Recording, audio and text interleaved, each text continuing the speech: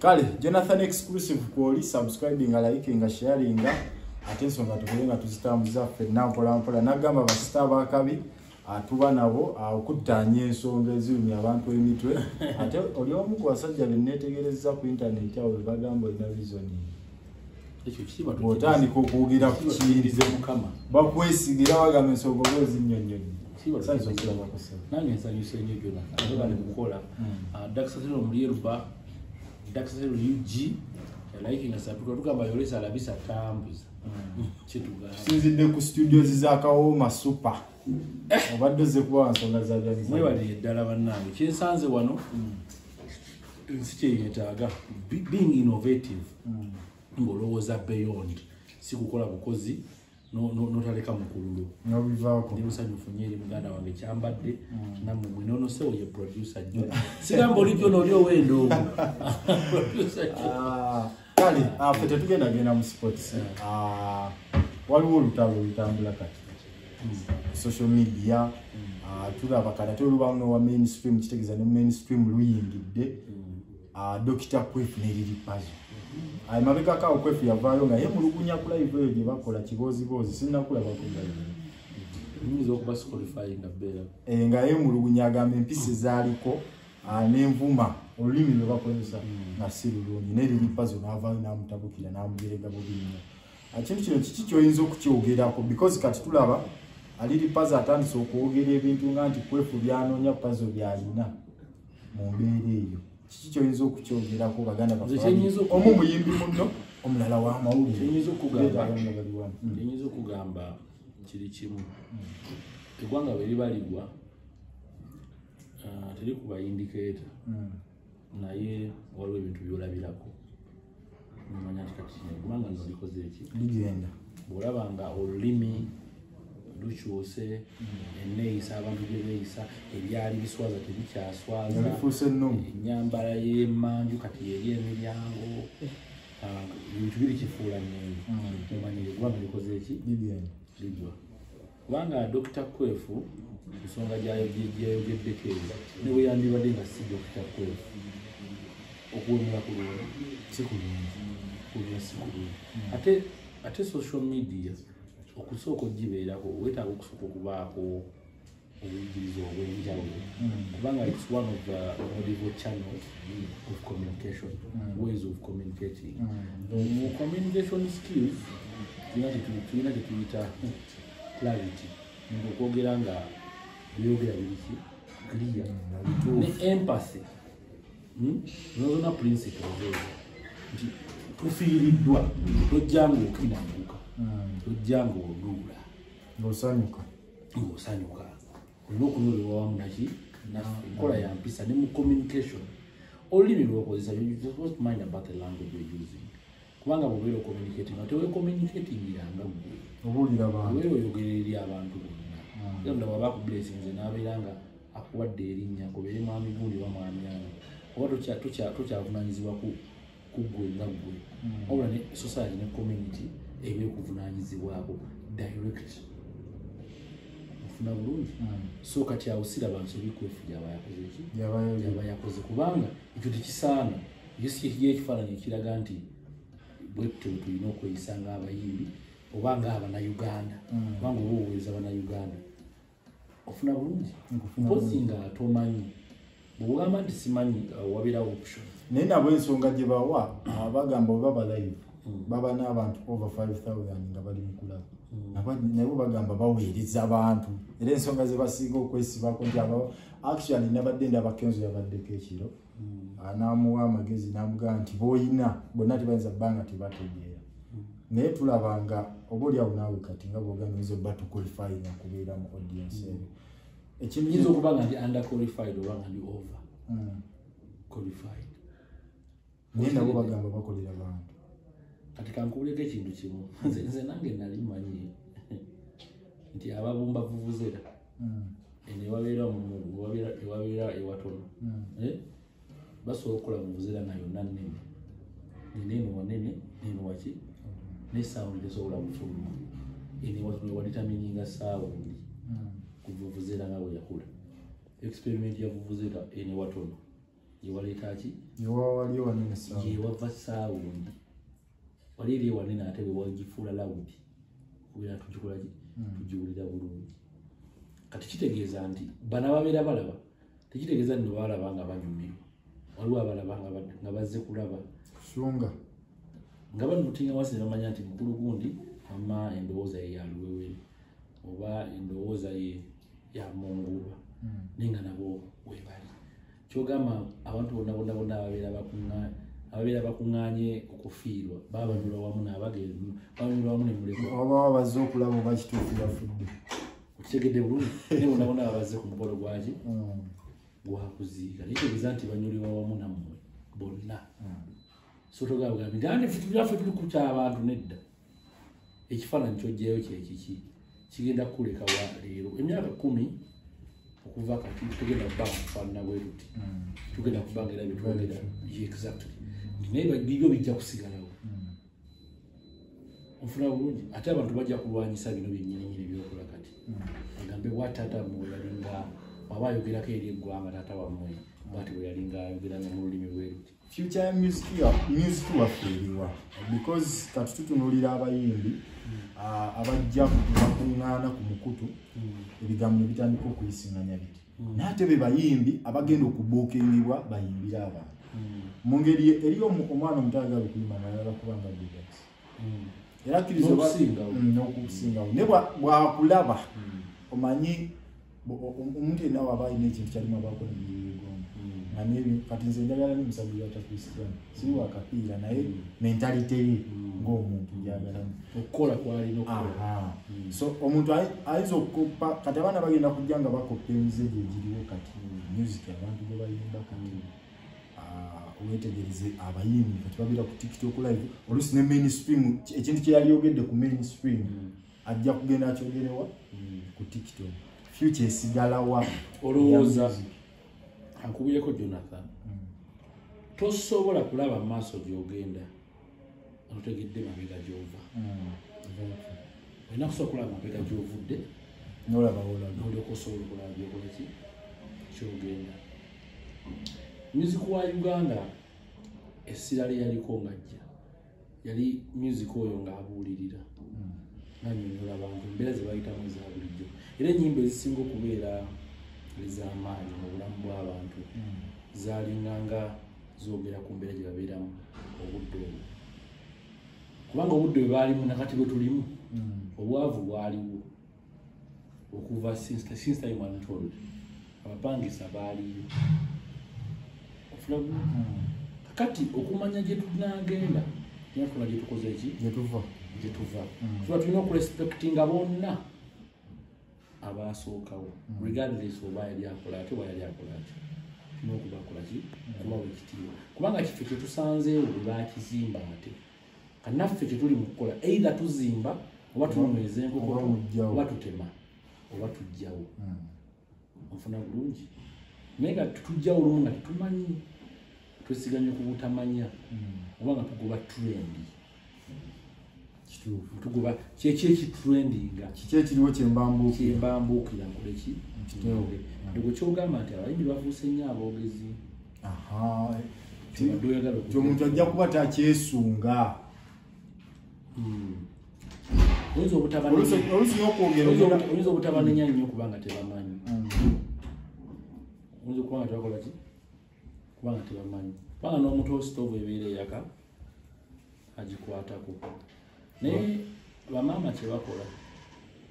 basembeza akagalo ke taddayo katubalinde nga bimaze okubowoka obutubavu ategeera nnyo ng'amaze okulaba obuzibu nga tumaliriza nga tunoolira okubuuza culture yaffe nga tutunuulira saidi ya TikTok bingi bikyuse ennyambala ekyuse obadde ali ku program nakyogeddeko nti ebintu ebyali ebyomunda kati biri wabweru culture ekyuse okuva TikTok weyajja because yajja ogiraba erina kyegasseeko nga ffe wano abantu erina kyebagasseeko because nebino byetuli mu kwogerako obuzibu bwavudde ku TikTok obadde okimanyi nti abantu bamanyi nti music ali ku YouTube kokka naye ate waliwo ne channels endala obadde okimanyi nti nno platforms nyingi ate zikyajja kubanga obuyiiya tebukoma bukyakola ki eyayiiya Balulu bamugamba ali omala biseera tejja kukola teyakola omusajja bw'oba ogeze mu tawuni olaba wali Amber House waliwo offices z'amasannyalaze UEB waliwo ekibumbe ky'omwami ali awo oyo mwami ekibumbe kye kiri awo yagenda mu lukiiko e Bungereza n'alaba nga wano waffe wo tewaliwo masannyalaze yali nzikiza naye yatuukayo ng'alaba waaka yatuuka mu lukiiko e Bungereza n'abagamba bwaba buli omu abeeko ky'asaba n'agamba Queen wa Bungereza nti nze njagala mataala gajjeko wa ewaffe banne mu lukiiko baakomawo bamusekerera yasabye amataala kyatawoza kyona n'abaganda baakuno abaaliwo n'abannayuganda baakuno bamusekerera Queen wa Bungereza n'agamba osaba amataala oyagala mataala nti kale kwe kuzimba Owen Falls ddaala wali ejjinja era amasannyalaze gatandikira ku kusaba kwa mwami oyo gw'olengera ekyo ekibumbe ekiri awo kati enkulaakulana mu bintu egendayo okusigala ng'ejja era emikutu egisinga gigenda kukola ki kujja wabula mindset z'abantu zisobola okuba nga ziri stuck nga zitakuze tuyina kukuza mindset bino ebintu okujja TikTok advantage y'amaanyi etulina okukozesa mu bintu ebirungi tukozesa emikutu nga tubuulirira abantu yeffe baani tukozesa emikutu nga tuyigiriza abantu okusaba tuyigiriza abantu okusaala naye government systems eziriwo zinakikkiriza nze nkugambye nga tofudde ku government kuba gavumenti ekyuka tewali mukulembeze awangala kusinga bakulembera taliyo ne bw'anaabatta n'abamala wo ne bw'ababba n'abamala wo ne bw'abakola ki n'abakola ki mu nsi yonna teri mukulembeze awangala kusinga bakulembera baafuga era basigalawo kati tetulina kumanya nti tukozeseza tutya emikutu gino tunoonyere ebirungi omuntu alabeko birungi ebibyabireke tukozese ekyo tusige ekyo kubanga abantu omuntu asobola okukwata essimu ng'alina sente zigigula nga tamanyi gikozesa tobalabangako nina bakyali bange babbeeni ng'alina essimu yakabi naye nga tagimanyi tamanyi bagikozesa akubira nsetingira mukama webalenya tobamanyiyo kati kitegeeza beeni beera naye n'essimu ye mugikozesa ebiki abantu bano amawanga ganeno limulaba ng'eggwanga nga China likulaakulanye lwa effort y'abannansi lwakuyigiriza bannansi bannansi kwembulesinga kyabwe leero mu rumuno mututudde buli kintu kyolaba ekisinga majority biriko made in China si bwe gwali emabega paasi ya China bakola n'ennanga nesigala ng'erina mu China naye nga ffe kizi tuziina mu mutwe tebakikola mu nsobi basiga ennono yaabwe so kati ffe tusiga ennono yaabwe bweba ennono oyo gwegamba kuwemula simbula taata wemula kubanga simanyiyo ogwanga lina nnono egamba ki wemula webalina edakisi naye situmanyi obanga tewali mateeka gateereddwawo batuneewala ebintu because buli olukyabawo olutalo luba let me tell you one thing about laws laws can sleep. They can fold books and put them in cupboards and put them in libraries. Amateeka gasobola okwebaka ebbanga lyonna netteeka we lisituka lisisimuka ku ggwe. That is when you know how effective it is. Before nga amateeka tegannaba kujja ffe kennyininyini ng'omuntu mu buntu tusooke tusiga obuntu muki mu buntu omuntu ateekeddwa okuba nga aswala omuntu tewajja nga woli ng'alina buli kimu nagamba nze siswala badde kusaba otambula ogenda omuviire omuntu alina okuba nga aswala ng'alina baaswalira oli muyimbi twogera ku muyimbi obubaka bwo bumuwe sigenda kwogera ku muntu individual njagala gamba bonna baganda bange abayimba n'abasuubira okuyimba n'abaliyimba okuyimba kuno tegwali mulimu okuyimba kuno tekwali mulimu ne guno gwafuuka omulimu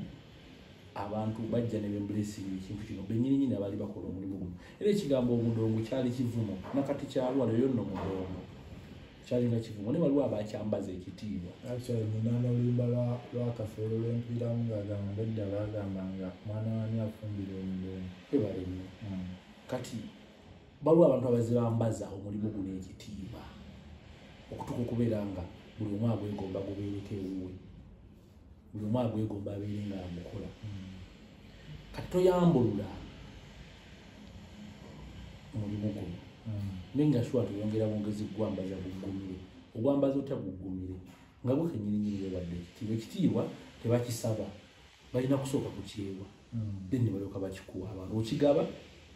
okyewa n'okigaba ne bakikuwa so olina okwambaza omulimu ogwo omuzannyo gw'omupiira gwali gw'amaanyi waliwo bannyini bwagwo bennyini bagumala ng'amaanyi eyakubye eggoolo ya Uganda Cranes Nakivubo nga yagenda mu wino n'alina akatogo kale tweyanza akapya akayimba akapya bungi nnyo olina album bagiyita Schoolyard Stories eriko ennyimba School Girl Teenage Pregnancy ennyimba ezaffe zifiina kuli kali okusoma gamba ennyimba eziraga abaana b'essomero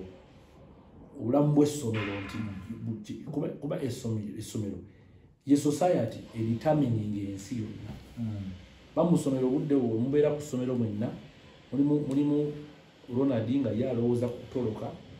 mulimu Jimmy nga yalowooza kuba musomesa naye nga mwenna muli ku blackboard etya bw'owangula obulamu bw'essomero kitegeeza ogenda kusobola ensi kati tulina okureflectinga back kwetu kiwasaagala abazadde basuleyo gwa nagamba abazadde balina role gye bazannya ku muyizi n'omusomesa ne role gyazannya kuki ku muyizi n'abantu bonna bali mu community n'omuyizi alina role gyazannya nga yesaagala yerabire buvunaanyizibwa bwe ye ng'omuyizi albamu ekyo eyogera abantu bayinza okubeera abatono leero okulaba ekintu kyegezaako okukola